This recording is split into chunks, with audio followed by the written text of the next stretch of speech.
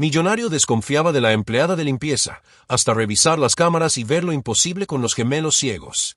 Si te gusta este tipo de contenido, no olvides suscribirte a nuestro canal Historias de Millonarios. En los comentarios, cuéntanos de qué ciudad eres. El sonido seco de un tacón resonó por el pasillo de mármol de la mansión en La Moraleja, uno de los barrios más exclusivos de Madrid, en el preciso instante en que uno de los gemelos tropezó y cayó de rodillas. No lloró. Simplemente se quedó inmóvil, con las pequeñas manos tanteando el aire, como si buscara algo invisible. Aquella escena simple, casi silenciosa, fue el inicio de algo para lo que nadie allí estaba preparado. Alejandro Velasco, empresario del sector inmobiliario y uno de los hombres más ricos de España, lo observaba todo desde lejos, con los brazos cruzados y la mandíbula tensa.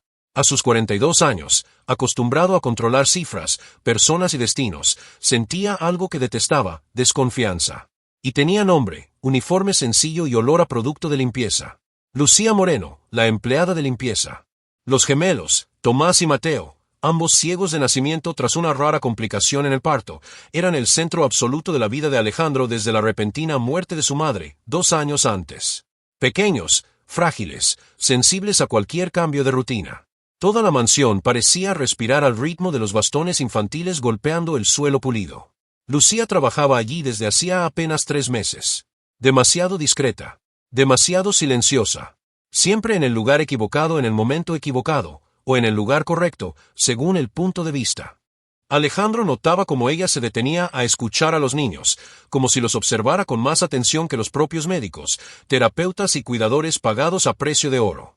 Al otro lado de la sala, Isabel Rojas, su prometida, observaba la escena con una sonrisa contenida. Elegante, impecable, heredera de una familia tradicional de Barcelona, Isabel parecía demasiado perfecta. Pero había algo en su mirada cuando observaba a Lucía. Un brillo rápido, frío, casi irritado, que pasaba desapercibido para todos, excepto para el inquieto instinto de Alejandro. Aquella mañana, algo había cambiado. Tomás había dicho, con voz temblorosa, que el sonido de la casa estaba diferente. Mateo había añadido que alguien siempre estaba cerca cuando no debía. Comentarios vagos, infantiles. Pero Alejandro conocía a sus hijos. Ellos no inventaban sensaciones.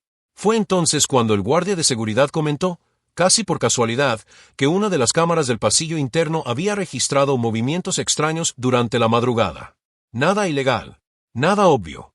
Solo imposible. Alejandro, cansado de suposiciones, decidió revisar las imágenes personalmente aquella noche. Mientras tanto, Lucía limpiaba el suelo de rodillas, sintiendo el peso de miradas que no veía, pero percibía. Su corazón latía acelerado. Sabía que estaba siendo observada. Sabía que lo que hacía debía permanecer en silencio. Porque los gemelos no veían, pero percibían verdades que los adultos millonarios se negaban a ver. Y cuando Alejandro pulsara play en aquella grabación, nada en esa casa volvería a permanecer intacto. Aquella misma noche, la mansión Velasco parecía más fría. El silencio no era solo ausencia de sonido, era tensión acumulada en los largos pasillos, en las puertas cerradas, en los pasos calculados. Alejandro pospuso la revisión de las cámaras. Parte de él aún creía que todo no era más que coincidencias amplificadas por el cansancio de un padre viudo. La otra parte, sin embargo, no lograba ignorar el nudo constante en el estómago. Los gemelos comenzaron a mostrar cambios sutiles, casi invisibles para quien no vivía cada detalle de su rutina. Tomás empezó a despertarse sobresaltado, llamando a su padre con la respiración agitada. Mateo, antes más hablador, se volvió introspectivo, sujetando la muñeca de su hermano como si necesitara anclarse a algo sólido. Ambos decían sentir corrientes de aire donde no había ventanas y olores metálicos que aparecían y desaparecían sin explicación. Los médicos descartaron causas físicas. Los psicólogos atribuyeron todo a un duelo prolongado. Isabel estuvo de acuerdo con todos, siempre con respuestas preparadas y un tono demasiado sereno. Sugirió reducir el personal, reforzar la seguridad, limitar el acceso de los niños a ciertas áreas de la casa. En ningún momento mencionó a Lucía, pero sus ojos siempre la seguían. Lucía, por su parte, comenzó a notar cosas que nadie más percibía. Pequeños objetos fuera de lugar en los cuartos de los niños. Puertas que estaba segura de haber cerrado con llave y que aparecían entreabiertas. El sonido casi imperceptible de un celular vibrando en horarios improbables, proveniente de áreas restringidas. Y, sobre todo, el comportamiento de los niños cuando Isabel se acercaba, los cuerpos se tensaban, las manos sudaban, las voces fallaban. Cierta tarde, mientras limpiaba la biblioteca, Lucía oyó a los gemelos conversando en voz baja en el sofá. Tomás decía que la voz bonita cambiaba cuando pensaba que nadie escuchaba. Mateo respondió que esa voz olía a mentira. Lucía se quedó paralizada. No era imaginación. Los niños ciegos desarrollan sentidos agudos, pero aquello iba más allá de lo común. Intentó alertar a una de las cuidadoras. Fue ignorada. Intentó hablar con el administrador de la casa. Recibió una advertencia sutil para que no se metiera en lo que no le incumbía. Cada intento de ayuda parecía empujarla aún más hacia el aislamiento. Alejandro comenzó a notar algo que antes había pasado por alto. Siempre que él entraba en un ambiente, Lucía parecía apartarse, como si no quisiera ser demasiado vista. No por culpa, sino por miedo. Un miedo real, silencioso, que no encajaba con alguien que supuestamente no tenía nada que ocultar. En la tercera noche consecutiva en que Tomás tuvo un episodio de pánico, Alejandro decidió que ya no podía seguir postergándolo. Bajó solo a la sala de monitoreo, con la corbata aflojada y el corazón pesado. Las cámaras estaban organizadas por sector. Pasillos, habitaciones, áreas comunes. Nada parecía fuera de lo normal, hasta que seleccionó el horario entre las 2 y las 3 de la madrugada. La imagen que apareció en la pantalla no tenía sentido. Y, por primera vez, Alejandro sintió que quizá había desconfiado de la persona equivocada todo el tiempo. La grabación avanzaba lentamente, segundo a segundo, mientras Alejandro mantenía los ojos fijos en la pantalla, casi sin parpadear. El pasillo que conducía a las habitaciones de los niños estaba vacío, al menos a primera vista. Las luces nocturnas proyectaban sombras largas e inmóviles. Entonces algo ocurrió. Algo que hizo que el empresario se inclinara hacia adelante, con el corazón acelerado. Tomás y Mateo aparecieron en el encuadre. Solos. Descalzos. Eran las 2 de la madrugada. Los gemelos caminaban con cuidado, las manos extendidas delante del cuerpo, como siempre hacían. Pero había algo distinto, no parecían perdidos. Al contrario. Avanzaban en línea recta, sincronizados, como si supieran exactamente a dónde iban. Alejandro sintió un escalofrío recorrerle la espalda. Se detuvieron frente a la puerta del antiguo despacho de Alejandro, una habitación cerrada con llave desde hacía meses, donde se guardaban documentos antiguos y objetos personales de la madre de los niños. La cámara no tenía audio, pero el lenguaje corporal de los pequeños lo decía todo. Mateo levantó la mano y tocó el picaporte. Tomás giró ligeramente el rostro, como si escuchara a alguien respirar detrás de ellos. La puerta se abrió. Alejandro sabía que esa puerta siempre estaba cerrada. Él mismo lo había comprobado esa noche. La siguiente cámara mostraba el interior del despacho. La luz se encendió. Los gemelos entraron. Y entonces, detrás de ellos, apareció una silueta femenina. Elegante. Postura erguida. Pasos seguros. Isabel. La sangre de Alejandro se heló. Ella no tocó a los niños. No hizo falta. Solo dijo algo, palabras que no podían oírse, pero que provocaron una reacción inmediata. Los hombros de Tomás se desplomaron. Mateo se llevó la mano a la cabeza, como si sintiera dolor. Isabel se acercó a la estantería y retiró una carpeta específica, revisando papeles que Alejandro no había visto en años. En la secuencia siguiente, ocurrió lo imposible. Lucía apareció. No corriendo. No escondida. Entró en el despacho con cautela, manteniendo distancia de los gemelos. Su cuerpo estaba tenso, alerta. No enfrentó a Isabel. Simplemente se colocó sutilmente entre los niños y la mujer, como un escudo silencioso. Isabel se giró bruscamente. Incluso sin audio, Alejandro reconoció la expresión, rabia pura. La imagen tembló. La cámara exterior del despacho mostró a Isabel saliendo minutos después, sola. Los gemelos no aparecían. Lucía salió poco después, cargando a Mateo en brazos, mientras Tomás se aferraba con fuerza a su pierna. Alejandro pausó el video, sintiendo el pecho oprimido como nunca antes. Aquello explicaba los miedos, las frases extrañas, los comportamientos. Alguien estaba manipulando a sus hijos. Usando la ceguera, la fragilidad, tal vez incluso recuerdos de su madre. Y Lucía. Lucía no estaba invadiendo. Estaba protegiendo. Al día siguiente, el ambiente en la casa cambió. Isabel comenzó a moverse más por la mansión, siempre cerca de los niños. Sus sonrisas parecían calculadas. Lucía empezó a ser seguida por los guardias de seguridad, interrogada por tareas banales, advertida por cosas insignificantes. Ella lo notó, y, por primera vez, sintió miedo real. Porque ahora lo sabía, Isabel había notado que ya no estaba sola en el juego. Y personas como Isabel no dejan testigos cerca. Alejandro no durmió aquella noche. El video seguía repitiéndose en su mente como una pesadilla sin pausa, los pasos sincronizados de sus hijos, la puerta que nunca debió abrirse, la presencia de Isabel donde no debería estar. Pero, sobre todo, la imagen de Lucía colocándose entre los niños y el peligro, sin gritar, sin pedir ayuda, simplemente actuando. A la mañana siguiente, decidió observar. No confrontar. No acusar. Solo ver. Durante el desayuno, Isabel hablaba sobre un evento benéfico en Salamanca, describiendo los detalles con un entusiasmo ensayado. Mientras tanto, Tomás y Mateo estaban sentados a la mesa, rígidos. Cuando Isabel tocó levemente el hombro de Tomás, el niño se encogió como si hubiera recibido una descarga. Mateo apretó con fuerza la mano de su hermano. Alejandro lo vio. Y, esta vez, no lo ignoró. Lucía entró a limpiar discretamente, como siempre. Al oír sus pasos, los gemelos se relajaron. Fue algo casi imperceptible, pero real. Tomás giró el rostro en su dirección y murmuró, demasiado bajo para que cualquier adulto común lo oyera. Ahora está seguro. Alejandro sintió que el estómago se le revolvía. Más tarde, en el despacho, Alejandro llamó al jefe de seguridad. Pidió acceso completo a las grabaciones de las últimas semanas. No solo pasillos, todo. Garaje, área exterior, antiguos despachos. La solicitud fue hecha con un tono calmado, pero había algo distinto en su mirada. El guardia dudó por un segundo. Dijo que algunas grabaciones habían sido borradas por rutina del sistema. Alejandro sonrió sin humor. Ordenó recuperar los respaldos. Mientras tanto, Lucía sentía que el cerco se cerraba. Isabel comenzó a observarla abiertamente, sin disimulo. Surgieron comentarios sutiles, retrasos inexistentes, fallos imaginarios, miradas que prometían consecuencias.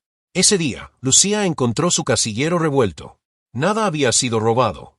Solo una advertencia silenciosa.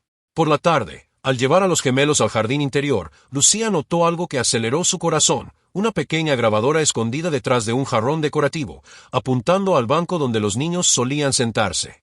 No era del equipo de seguridad. Ella lo sabía. Retiró el objeto con cuidado, lo envolvió en un paño y lo guardó en el bolsillo del uniforme, con las manos temblorosas. Esa noche, Alejandro finalmente confrontó a Lucía, pero no como ella esperaba. La llamó al despacho, cerró la puerta y, en lugar de acusarla, reprodujo el video de la cámara. Observó cada reacción de ella. El cuerpo rígido, los ojos humedecidos, el silencio pesado. Cuando la grabación terminó, hizo solo una pregunta, en voz baja. ¿Desde cuándo estás protegiendo a mis hijos? Lucía respiró hondo. Sabía que ese era el punto de no retorno. Sacó la grabadora del bolsillo y la colocó sobre la mesa. Aún no dijo nada, pero aquel pequeño objeto lo cambió todo. Porque ahora Alejandro tenía pruebas de que algo mucho más grande estaba en juego, y de que la mujer en la que confiaba para casarse quizá fuera la mayor amenaza dentro de su propia casa. Si estuvieras en el lugar de Alejandro, ¿seguirías hasta el final aún sabiendo que esta verdad puede destruir todo lo que construiste? Si la respuesta es sí, suscríbete al canal, porque lo que viene a continuación es aún más perturbador. Lucía salió del despacho con las piernas temblorosas, pero con la cabeza en alto. Por primera vez desde que había comenzado a trabajar en aquella mansión, no se sentía invisible. Alejandro no había dicho mucho, pero su silencio era distinto, pesado, atento, respetuoso. Aún así, ella lo sabía, confiar en un millonario rodeado de poder y secretos era tan peligroso como enfrentarse a Isabel directamente. Esa noche, Lucía tomó una decisión. Si quería mantener a Tomás y Mateo a salvo, tendría que actuar con más cuidado que nunca. No bastaba con protegerlos en los momentos evidentes. El peligro se movía por las sombras de la casa, por los horarios en que nadie miraba, por las palabras dichas con tono dulce y con intenciones crueles. Comenzó a registrarlo todo mentalmente. Horarios en los que Isabel se quedaba sola con los niños. Cambios repentinos de humor. Llamadas telefónicas susurradas en pasillos vacíos. Olores extraños en habitaciones cerradas durante horas. Nada demasiado llamativo, pero todo junto dibujaba un patrón claro de manipulación y control. Lucía también empezó a probar pequeños límites. Cambiaba discretamente la rutina de los gemelos, retrasaba paseos internos, los llevaba a zonas donde Isabel casi nunca aparecía. Y los niños respondían. Dormían mejor. Hablaban más. Reían, algo poco común en las últimas semanas. Aquello confirmaba lo que Lucía ya sabía en el fondo del pecho, el problema no estaba en ellos. Estaba en el ambiente creado a su alrededor. Una tarde lluviosa, mientras limpiaba el antiguo almacén del ala oeste, Lucía encontró una caja olvidada, cubierta de polvo.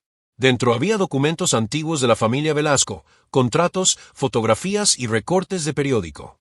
Uno de ellos llamó su atención, una noticia de hacía casi 15 años sobre un incendio en un edificio antiguo de Madrid vinculado a una violenta disputa inmobiliaria. El apellido Rojas aparecía entre los investigados, el mismo de Isabel. Lucía sintió un escalofrío recorrerle la espalda. No se llevó nada de la caja. Solo lo memorizó. Sabía que retirar pruebas levantaría sospechas. Esa noche, cuando la casa dormía, usó el celular sencillo que siempre mantenía apagado para investigar discretamente. Cada resultado conectaba puntos peligrosos, procesos archivados, testigos que cambiaron su testimonio, herencias disputadas. Isabel no era solo ambiciosa. Provenía de un historial de destrucción silenciosa. Mientras tanto, Alejandro también se movía, aunque Lucía no sabía hasta qué punto podía contar con él. Empezó a cancelar compromisos, a pasar más tiempo en casa, a observar a Isabel con la misma mirada desconfiada que antes reservaba para la empleada de limpieza. Pero aún no había confrontación. Aún no había ruptura. Lucía sabía que el tiempo era corto. Esa madrugada, al llevar a Tomás al baño, él le apretó la mano con fuerza y dijo, casi en un susurro: «Ella está enfadada. Se puede oír cuando camina». Lucía se arrodilló frente a él, sintiendo el corazón encogerse. «Ahora estás a salvo», respondió, sin saber por cuánto tiempo seguiría siendo verdad. Porque Isabel empezaba a darse cuenta de que estaba perdiendo el control. Y personas así nunca retroceden sin atacar. La verdad comenzó a revelarse de forma fragmentada, como piezas de un rompecabezas antiguo que alguien había intentado esconder en el fondo de la memoria de la casa. Alejandro empezó a acceder a archivos que no tocaba desde la muerte de su esposa, revisando contratos antiguos, carpetas digitales olvidadas y registros legales vinculados a negocios realizados incluso antes del nacimiento de los gemelos. El nombre Isabel Rojas aparecía más veces de lo que debería, siempre asociado a adquisiciones estratégicas, disputas silenciosas y acuerdos que nunca llegaron a hacerse públicos. El punto de quiebre llegó cuando Alejandro decidió revisar documentos relacionados con el antiguo despacho al que Isabel había entrado aquella madrugada. Entre ellos, encontró un testamento preliminar de su difunta esposa, nunca oficializado, pero claro en su intención. Si algo les ocurría a los hijos, Isabel jamás debía tener tutela ni influencia alguna sobre el patrimonio destinado a ellos. El documento mencionaba conflictos éticos graves e intereses incompatibles. Alejandro sintió que el suelo desaparecía bajo sus pies. Al mismo tiempo, Lucía avanzaba por otro camino. Usando contactos antiguos de cuando había trabajado como cuidadora en un hospital público de Madrid, logró hablar con una enfermera jubilada que reconoció el apellido Rojas. La mujer guardó silencio durante largos segundos antes de confirmar. Isabel había estado involucrada, años atrás, en un caso encubierto de manipulación psicológica contra un heredero menor de edad, utilizado como pieza en una disputa millonaria.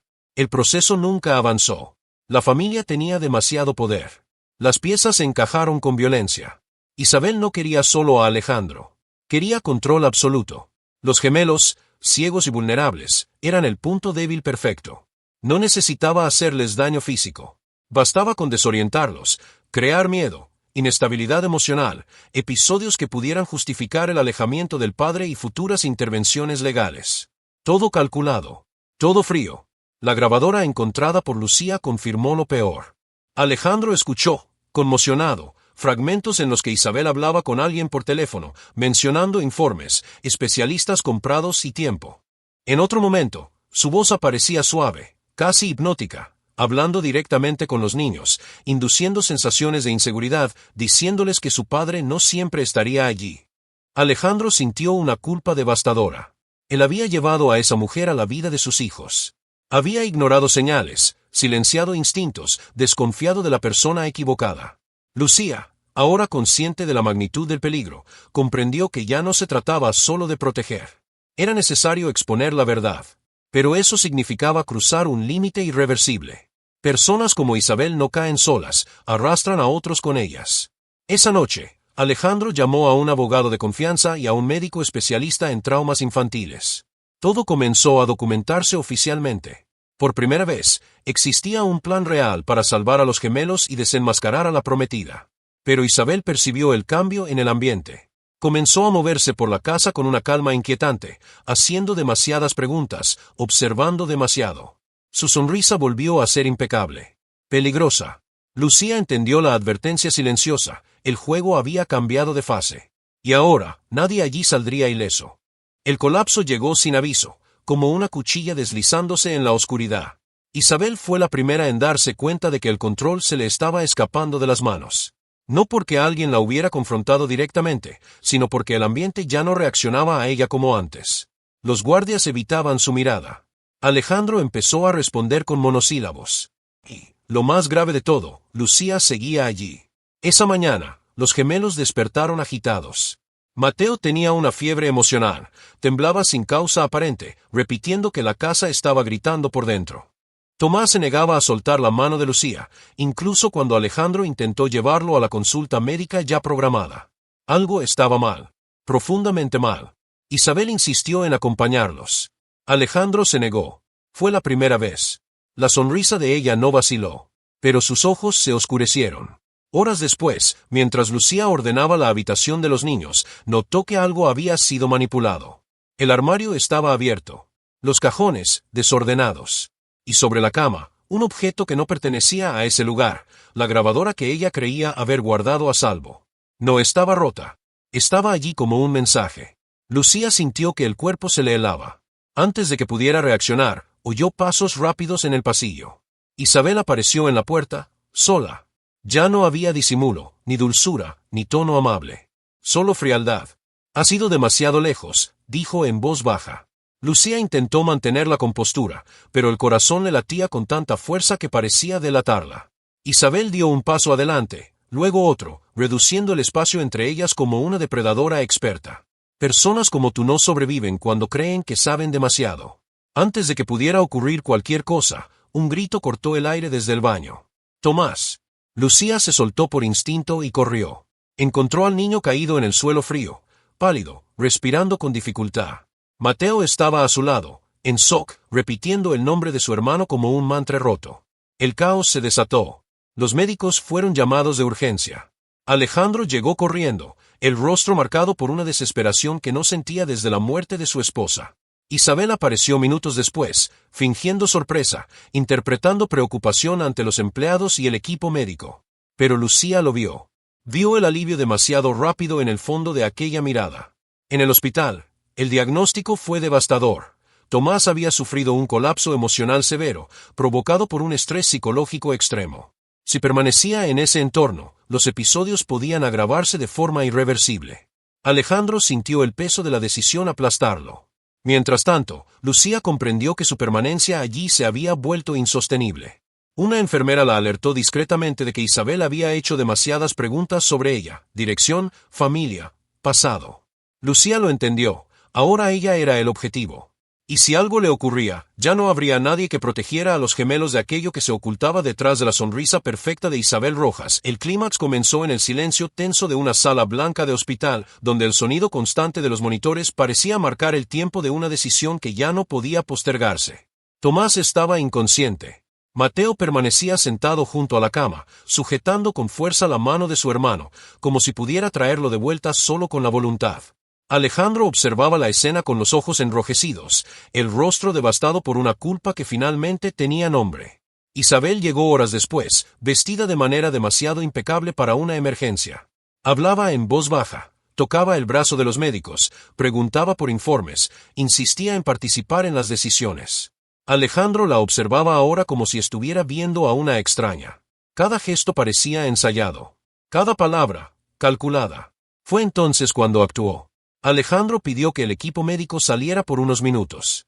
Llamó a la policía, al abogado y al médico especialista en traumas infantiles que ya estaban en alerta. Cuando Isabel se dio cuenta de que algo iba mal, ya era demasiado tarde. Las puertas se cerraron. El aire se volvió pesado. Lucía entró a continuación, escoltada por uno de los guardias. Estaba pálida, pero firme. Alejandro encendió una tableta conectada a un altavoz. El primer audio resonó en la sala. La voz de Isabel, fría y estratégica, hablando de tiempo, control y de quebrar la resistencia emocional hasta que pareciera natural. El rostro de Isabel perdió todo color. Alejandro no dijo nada. Simplemente dejó que las grabaciones continuaran. Luego llegaron los fragmentos más perturbadores, la voz suave dirigida a los niños, induciendo miedo, Inseguridad, la idea de que el padre era ausente, inestable, temporal. El médico se llevó la mano a la boca. Uno de los policías apartó la mirada, conmocionado. A continuación, Alejandro proyectó las imágenes de las cámaras. La madrugada. El despacho. Isabel guiando a los gemelos. Lucía entrando poco después, colocándose entre ellos. El contraste era brutal, protectora y depredadora, expuestas una junto a la otra. Isabel intentó hablar. Intentó negar. Luego amenazar. Dijo nombres. Citó familias influyentes. Prometió destruir reputaciones. Pero su voz ya no tenía poder. El teatro había terminado. La policía la esposó allí mismo.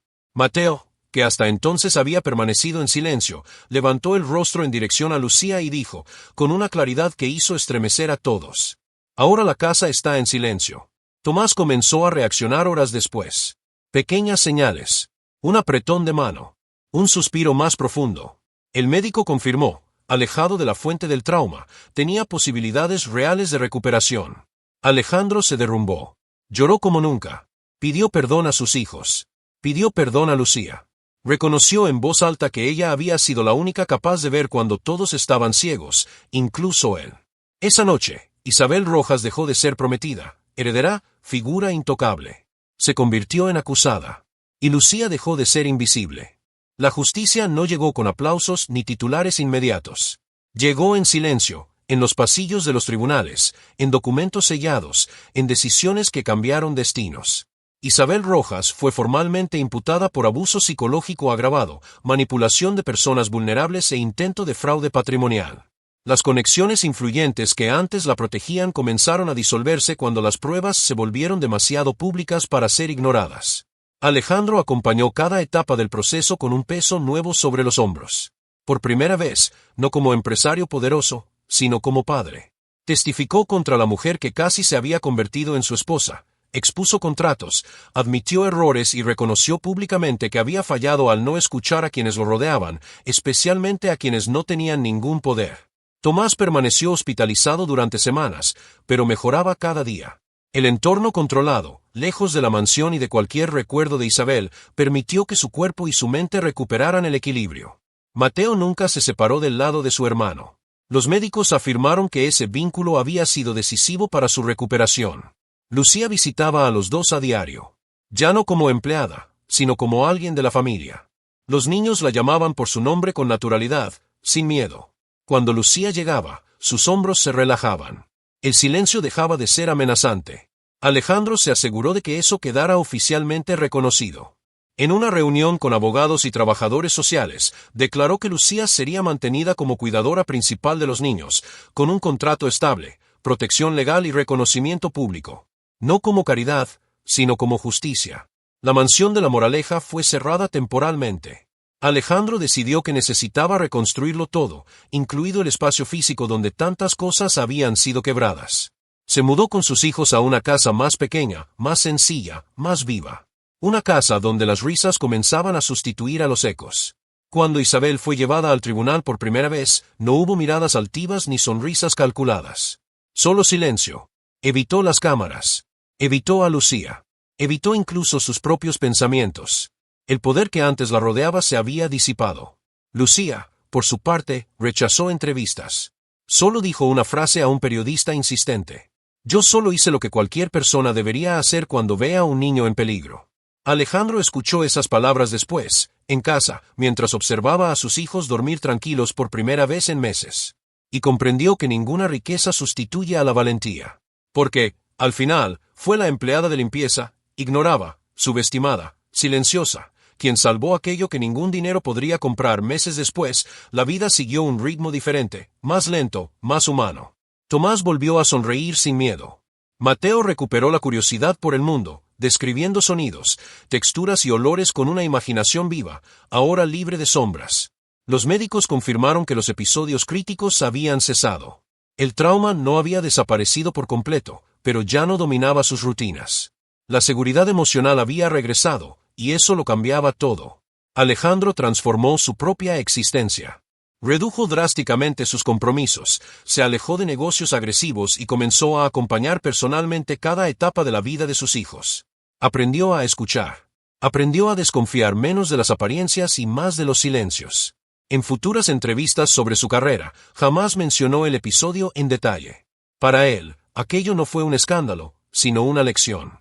Lucía cambió de domicilio, pero no de esencia. Recibió formación complementaria financiada por Alejandro y pasó a actuar oficialmente como cuidadora especializada de niños con discapacidad visual y traumas emocionales. Nunca buscó estatus. Nunca pidió reconocimiento. Aún así, se convirtió en una referencia silenciosa entre los profesionales del área, conocida por una sensibilidad y una firmeza poco comunes.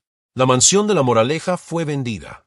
Alejandro dijo que algunas paredes guardan recuerdos que no merecen ser heredados. En su lugar quedó solo la memoria de que el peligro no siempre viene de fuera. A veces duerme en la habitación contigua, usando perfume caro y palabras dulces. Isabel Rojas recibió sentencia años después. No fue la más severa posible, pero sí definitiva. Su nombre desapareció de los círculos sociales que antes la celebraban. El poder se evaporó. Solo quedó el peso de aquello que intentó controlar y destruir. Cierta noche, ya en la nueva casa, Tomás hizo una pregunta que quedó marcada para siempre. Dijo que, aun sin ver, ahora sabía reconocer cuando alguien era bueno. Alejandro le preguntó cómo. El niño respondió con sencillez. Las personas buenas hacen que la casa quede tranquila por dentro. Lucía escuchó aquello desde la cocina y sintió que los ojos se le llenaban de lágrimas. No porque necesitara gratitud, sino porque, en el fondo, supo que había hecho lo correcto, incluso cuando todo indicaba que debía retroceder. La historia nunca apareció en los periódicos como un gran caso. No se convirtió en serie. No se convirtió en documental. Pero siguió viva donde más importa. En la seguridad de dos niños, en la conciencia de un padre y en el valor silencioso de una mujer común que decidió no apartar la mirada. Porque algunas verdades solo existen cuando alguien tiene el coraje de protegerlas.